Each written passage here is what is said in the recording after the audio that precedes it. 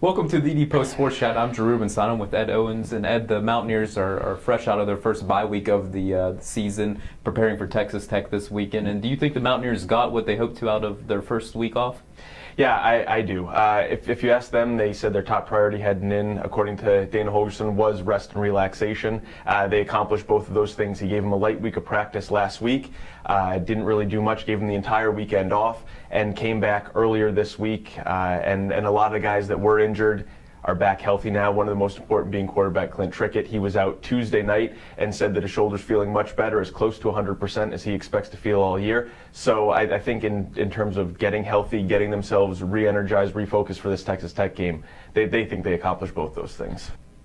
One of the issues that you have to wonder about coming out of the bye week is WVU's rush defense. Do you think it was more of a matter of Baylor revealing a major flaw in WVU's defense, or is there something else at play and that they'll be able to correct for the rest of the season?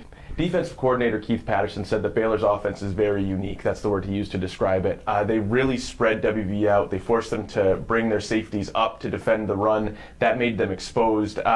They don't expect to see the same kind of thing against Texas Tech. One of the things that all of the defenders said earlier this week at player interviews was that Texas Tech does what they've seen all year, which is a good thing for WVU. I mean, they were really effective against the run. They were doing a great job stopping the run up until the Baylor game. Baylor rushed for 476 yards. They had 200-yard rushers. They had 8 rushing touchdowns. I mean, they really blew WVU out of the water, and the Mountaineers did not have an answer for it. They expect that to change this week. So WVU's defense, it sounds like you get the sense they're not a fragile squad, and you had to wonder coming off of last year, the first 5 weeks, by all accounts, they played well, showed great strides from the previous year, but you had to wonder if the thought of, 2012's happening again, but it doesn't sound like that's the sense that you're getting there. No, a lot of guys said they were correctable mistakes. A lot of guys also cited a pretty poor week of practice heading into that Baylor game, where maybe they were riding a little too high after Oklahoma State. They were feeling pretty confident in themselves, and they just went into that game maybe overconfident and weren't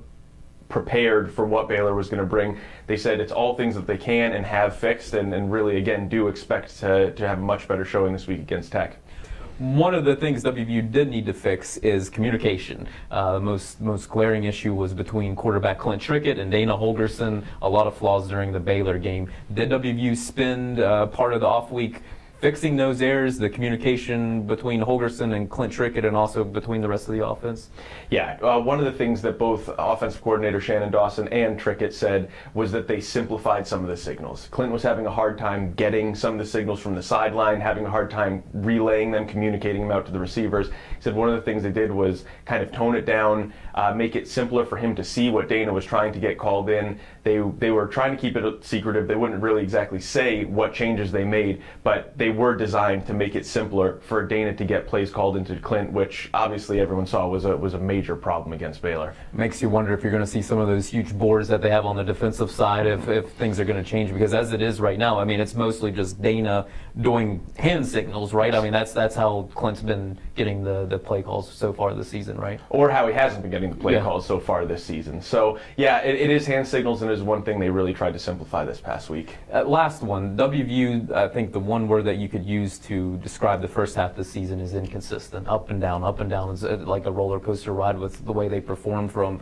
a nail-biter with William and Mary, upsetting Oklahoma State, blowout losses to Maryland and Oklahoma and to Baylor. But they've had an off week.